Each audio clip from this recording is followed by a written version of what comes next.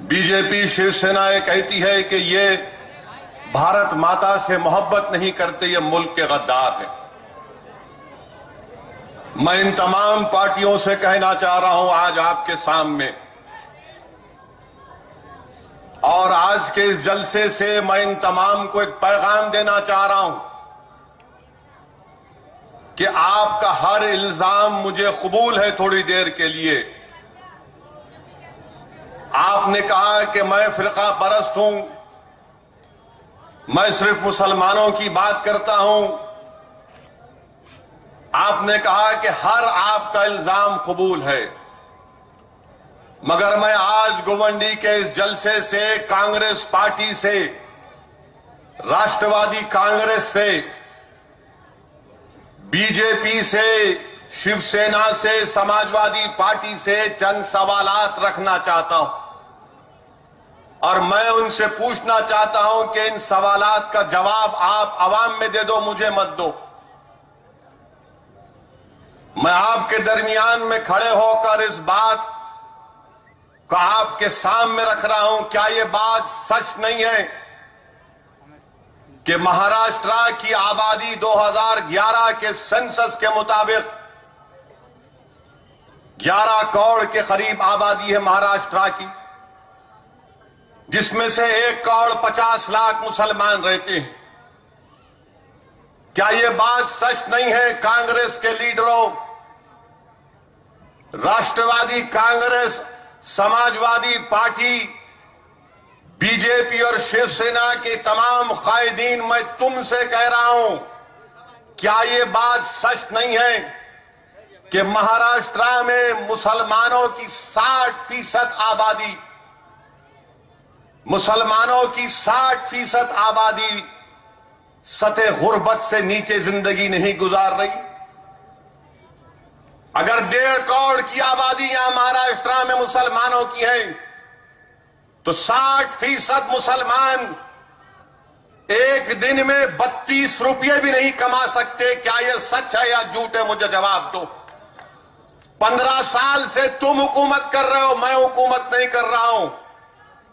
15 साल से तुम्हारा चीफ मिनिस्टर, 15 साल से तुम्हारा होम मिनिस्टर, 15 साल से तुम्हारा फाइनेंस मिनिस्टर, 15 साल से हर चीज तुम्हारी। मगर ये तो बता दो भैया, इस 15 साल में तुमने कौन सी बांसुरी बजा दी?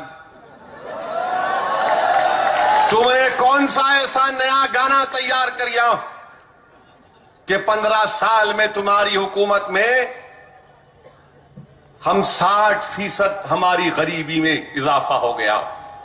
60% Muslims living below poverty line. यह आपकी देन है या मेरी देन है? 32 रुपये दिन को कमा नहीं सकते हम लोग। क्या यह बात सच नहीं है? कांग्रेस, राष्ट्रवादी कांग्रेस और जो इस गोवंडी के लोगों का वोट लेकर एसपी के नुमाइंदे जो महाराष्ट्र के असेंबली में बैठे रहे 5 साल, बताओ क्या यह बात झूठ है कि महाराष्ट्र की गवर्नमेंट की मुलाजमतों में, जहां पर हमारी आबादी 1.5 करोड़ की है, सिर्फ 4% मुसलमान गवर्नमेंट की मुलाजमतों में काम करते? बताओ किसने रोका तुमको मुझे चपरासी की नौकरी देने के लिए? तुम क्लास 4 की नौकरी मुझे दे सकते थे। मेरी आबादी 13% और नौकरियों में मेरा तनासुब 4%, और फिर तुम मुझको उंगली उठाकर बोलते कि मैं कम्युनल हूं, मैं भड़काऊ भाषण बात करता हूं, मैं मुल्क से मोहब्बत नहीं करता हूं। बताओ मुल्क से मोहब्बत तुम करते हो या मैं करता हूं? फिरका परस्ती का मजाहरा तुम करते या मैं करता हूं? 15 साल की तुम्हारा राज, 5 साल तुम महाराष्ट्र के असेंबली में एमएलए बन के बैठे रहे। ये सवाल का जवाब दो। क्या यह बात सच नहीं है कि महाराष्ट्र में कितने मुस्लिम आईएएस आईपीएस ऑफिसर हैं? कितने मुस्लिम आईपीएस आईएएस ऑफिसर हैं? इस सवाल का जवाब दो, क्योंकि जब तुम मुझ पर उंगली उठाकर कहते हो कि हैदराबाद से एक शेरवानी आ गई, हां, ये शेरवानी तुमको परेशान करेगी इंशाअल्लाह ताला। अब 15 साल तुमको कोई मुकाबले में नजर नहीं आया। 15 साल जितने उठे तुमने उनको सबको खरीद लिया। 15 साल में जितने उठे तुमने उनको डराया या पैसों से खरीद लिया। मगर आज 15 साल के बाद एक मर्द तुम्हारे सामने खड़े होकर सवाल कर रहा है। अब तुमको जवाब देना पड़ेगा। कांग्रेस, राष्ट्रवादी कांग्रेस, सपा वाले एयर कंडीशन कमरों में बैठ बैठ कर इनका खून भी ठंडा हो चुका है। इनमें हरारत बाकी नहीं रही, हिलने का नाम नहीं लेते। ये समझ रहे कि 15 साल राज किए तो दोबारा 5 साल राज करेंगे। तुम्हें इख्तिदार मिलेगा या नहीं मिलेगा उसका फैसला महाराष्ट्र की आवाम करेगी। मगर एक बात याद रख लो, अब से तुम रातों में चैन की नींद नहीं सो सकते। तुमको तुम्हारे कानों में हमारी आवाज गूंजेगी, हमारे सवालात गूंजेंगे। ये मेरे सवाल नहीं है, ये महाराष्ट्र के हर गरीब मुसलमान का सवाल है जिसके मुंह में जबान है मगर वो अपनी जबान को जुब्बिश नहीं दे सकता, जिसकी आंख में बीनाई है मगर इसकी आंखों में आंसू है, जिसके जिस्म में दिखने को खून नजर आता मगर एक चलती फिरती लाश तुमने उनको बसा दिया। नौजवान नजर आते हैं मगर जेलों में नजर आते। क्या ये बात झूठ सच है या झूठ है, मुझे बताओ।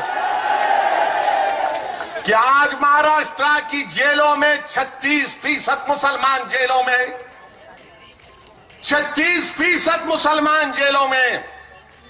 मैं फिरका परस्त हूं या तुम फिरका परस्त हो? तुम भारत माता से तुम मोहब्बत करते या मैं करता हूं? बताओ, ये सवाल का जवाब दो कि आखिर क्यों महाराष्ट्र की जेलों में अगर मजहब के नाम पर देखा जाए तो 36% मुसलमान जेल में, हमारी आबादी 13%, 6000 के करीब अंडर ट्रायल मुस्लिम नौजवान जेलों में हैं। 18 और 22 साल की उम्र में सबसे ज्यादा कौन है? मुसलमान। मैं फिरका परस्त, मैं भड़काऊ भाषण देता हूं। अब सुनो ये भाषण तुम मेरा, क्योंकि 15 साल में इनके सामने लोग खव्वाली बजा रहे थे। 15 साल में इनके चमचे इनके सामने ताथैया कर रहे थे। अब हम तुमको नचाएंगे इंशाअल्लाह ताला। तुम नाचोगे हमारे सामने, हम बैठ के नजारा देखेंगे। तुमने हमको जेलों की हवा दिलाई, तुमने हमारे गलों में झूठा इल्जाम डालकर हमको बदनाम किया। आज महाराष्ट्र की गरीब आवाम, चाहे वो मुसलमान हो, दलित हो, कोई भी हो, बीसी हो, आज आपको जवाब देना पड़ेगा इन लोगों के खिलाफ। और ऐसा जवाब देना यहां पर कि जब कोई रास्ते से जाएगा कांग्रेस ऑफिस के तो कहेगा हां ये खंडर बड़ा बुलंद था, इंशाअल्लाह ये तुम्हारी इमारतों में खंडर होने जा रहा है इंशाअल्लाह। जेलों में हमको डालते हैं, 36% मुसलमान जेलों में। बताइए क्या ये सवाल का जवाब कौन देगा? मेरे अजीज दोस्तों, क्या ये बात झूठ है? मैं चीफ मिनिस्टर पृथ्वीराज चौहान से पूछ रहा हूं। अभी हमारे कारपोरेटर साहब ने कहा कि यहां पर डंपिंग यार्ड, कचरा लाके डाला जाता है। चीफ मिनिस्टर साहब, अगर कल से आपके घर के सामने पूरे मुंबई का कचरा लाकर रख देंगे तो आप बीमार पड़ जाएंगे, बेहोश हो जाएंगे। मगर ये हमारा दिल गुर्दा है कि तुम हमको कचरा समझकर हमारे बस्तियों में लाकर कचरा डालते और जलाते हो। उस धुएं से हमको टीबी हो जाता है, उस धुएं से हमको टीबी हो जाता है। कॉन्ट्रैक्ट खत्म हो गया मगर निकालने की बात नहीं। डंपिंग यार्ड है क्योंकि गरीबों की बस्ती है। करोड़पतियों की बस्ती में अगर स्ट्रीट लाइट बंद रहे तो परेशान हो जाते। करोड़पतियों की बस्ती में अगर लाइट चले गई 10 मिनट के लिए तो ब्लड प्रेशर बढ़ जाता। करोड़पतियों की बस्ती में पानी नहीं आया तो जाकर 20-20, 30-30 रुपए के बिस्लरी के कार्टन खरीद लेते। मगर जो महाराष्ट्र की गरीब बस्तियों में रहता है, जिसको दिन में नहीं दिनों में पानी मिलता है, बताओ ये सवाल का जवाब कौन देगा? ये सवाल का जवाब कौन देगा? मेरे अजीज दोस्तों, मैं तुमको यहां पर जगाने के लिए आया हूं। मैं तुमको आज ये कहने आया हूं कि अब उठो, अब तुमको करवट लेना पड़ेगा, तुमको उठकर अपने हक को मनवाना पड़ेगा। ये जमहूरियत है, डेमोक्रेसी है, और डेमोक्रेसी में जब तक आप उठकर अपने हक का मुतालबा नहीं करेंगे, कोई लाकर आपको देने वाला नहीं, कोई लाकर आपको देने वाला नहीं। क्या ये बात सच नहीं है? महाराष्ट्र के home minister R R Patil साहब को हमसे बड़ी मोहब्बत है। अब पुलिस वाले भी हंस रहे उनका नाम लिए तो, क्योंकि उनको मालूम उनका पावर चला गया, अब उनके पास पावर नहीं है। हम जब कभी भी गोवंडी को आना चाह रहे थे, मुंबई को आना चाह रहे थे, मुमरा को आना चाह रहे थे, पुलिस परमिशन देती, मगर ऊपर से फोन आ जाता, नहीं इनको मत आने दो। तो हमारे घर को बेचारे पुलिस वालों को भी जाते हैदराबाद, लव लेटर लेके आते थे कि अब नको आओ साहब, अभी मत आओ, अभी मत आओ। अरे हम बोलते क्यों नहीं आना, हमको नौकरी करना है, सही है, हमको उनसे कोई इख्तलाफ नहीं है। हमको इख्तलाफ है तो उन जालिमों से है जो इख्तिदार के नशे में गुरूर और तकब्बुर का एक मीनार बन चुके। आज इनके तकब्बुर, इनके गुरूर को जमीन पर लाकर खत्म करना है इंशाअल्लाह ताला। कभी आने नहीं दिए, इतना रोके, इतना रोके, इतना रोके कि अब मुंबई के लोगों ने सोचा आखिर है कौन ये, इतना क्यों रोक रहे हैं उनको। तो लोगों ने देखा कि जो हक बयान करते हैं, जो सच्चाई को अवाम के सामने रखते हैं, हुकूमत घबराती है उनसे, हुकूमत डरती है उनसे। आज आप देखिए कि गरीबी की बात जब होती है, पूरे महाराष्ट्र में 33 लाख मुसलमानों के घर है, और उस 33 लाख घरों में से 6.5 लाख घरों में राशन कार्ड नहीं है। कहां गया राशन कार्ड? फिर कौन राशन खा रहा है? ये किसके घर में चावल की बोरी जा रही, किसके घर में केरोसिन जाना, कहां जा रहा ये? हमारी गरीबी का सबसे बड़ा सबब यह है कि हमारे पास राशन कार्ड नहीं है। मेरे अजीज दोस्तों, इन सवाल का जवाब कौन देगा? आज इलेक्शन आ रहा है, आपको जवाब देना है मेरे भाई, आपको जवाब देना है। गरीब गरीब होता है तो ताकतवर यह समझता है कि उसका मैं इस्तेसाल करूंगा, एक्सप्लॉइट कर दूंगा, मगर गरीब की खामोशी में एक धमाका होता है, गरीब की खामोशी में, उसकी कमजोरी में एक पैगाम होता है। आज आपको जब इलेक्शन की वोटिंग का दिन आएगा, आपको इन सवालात को सामने रखकर जवाब देना पड़ेगा कि बताओ इसका जिम्मेदार कौन है, इसका जिम्मेदार कौन है। क्या आज मैं तुम नौजवानों से पूछना चाहता हूं, क्या यह बात सच नहीं है कि मुस्लिम नौजवानों में अनएम्प्लॉयमेंट इतना ज्यादा है कि दूसरे मजहबी तबकों से डबल हमारे पास अनएम्प्लॉयमेंट है, बेरोजगारी है? इसका जवाब कौन देगा? इसका जवाब कौन देगा? कांग्रेस वालों, इसका जवाब कौन देगा कि क्यों मेरे नौजवान के पास नौकरियां नहीं है? तुम उनको नौकरियां नहीं देते, बैंक उनको लोन नहीं देता, घर बनाने के लिए बैंक नहीं देता, और पूरे मुस्लिम इलाके को नेगेटिव जोन डाल कर रख देते। कितने मुसलमानों को लोन मिला तुम्हारे 15 साल में? रखो आवाम के सामने, बताओ ये इन लोगों को लोन मिला?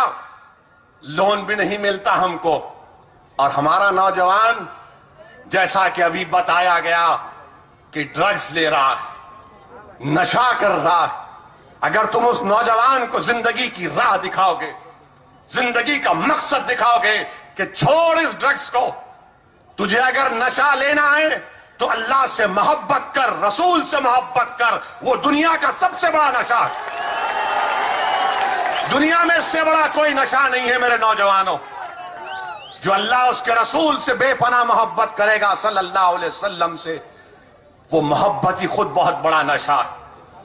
मगर इन नौजवानों को जिंदगी का मकसद नहीं दिया जा रहा है। इन नौजवानों को जिंदगी का मकसद नहीं दिया जा रहा है। क्या यह बात सच है या झूठ है? बताओ कांग्रेस वालों, तुम 15 साल से पावर में रहे, तुम्हारी रिपोर्ट, एक मुसलमान के एक घर में, एक कमरे में क्या 5 से 6 लोग नहीं सोते? ये इनकी रिपोर्ट है, मेरी रिपोर्ट नहीं है। मैं जहन से नहीं बता रहा हूं, इनकी रिपोर्ट है रहमान कमेटी की। एक कमरे में 5 और 6 लोग रहते हैं। आज तुम मुझे गाली देते तो हमारे बस्तियों को गाली देते, हमारे महल्ले जात को गाली देते। चीफ मिनिस्टर साहब, कभी तुम मेरी चौखट पर आकर झांक कर देखना था कि एक मुसलमान के घर में रात के वक्त में कितने लोग सोते अंदर और बाहर। कभी तुम देख लेते, मगर नहीं। इसका सवाल, इसका जवाब इनके पास नहीं। क्या यह बात गलत है कि महाराष्ट्र के मुसलमानों के घरों में 60% घर में वॉशरूम नहीं है? 60% घरों में वॉशरूम नहीं है। इसका जिम्मेदार कौन है?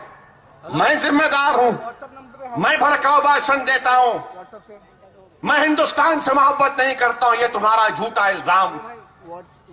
मेरे अजीज दोस्तों, ये सवालात हैं जिस पर आपको जवाब देना है।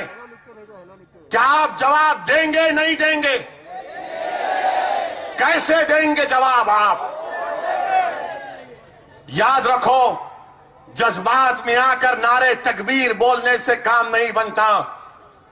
हम कोई सोडा फैक्ट्री में काम नहीं करते, हम कोई थम्स अप नहीं है कि हिलाए तो निकल गए। अपने जज्बात को रोक के रखो, और जब पोलिंग करने जाओगे तो अपना एक एक वोट का इस्तेमाल करो। लाखों की तादाद में अपने घरों से निकलो और जमहूरी अंदाज में अपने वोट का इस्तेमाल करके बताओ इन लोगों को जिन्होंने हमको हमारा हक नहीं दिया, जिन्होंने हमको हमारा हक नहीं दिया। मैं पूछना चाहता हूं साबिका होम मिनिस्टर से, सॉरी, अब इनकी कैबिनेट रिजाइन कर चुकी है। साबिका होम मिनिस्टर साहब, मालेगांव का बम ब्लास्ट किसने किया भाई? क्या मुसलमानों ने किया जो एटीएस बोलती, या कर्नल पुरोहित और प्रज्ञा ठाकुर ने किया?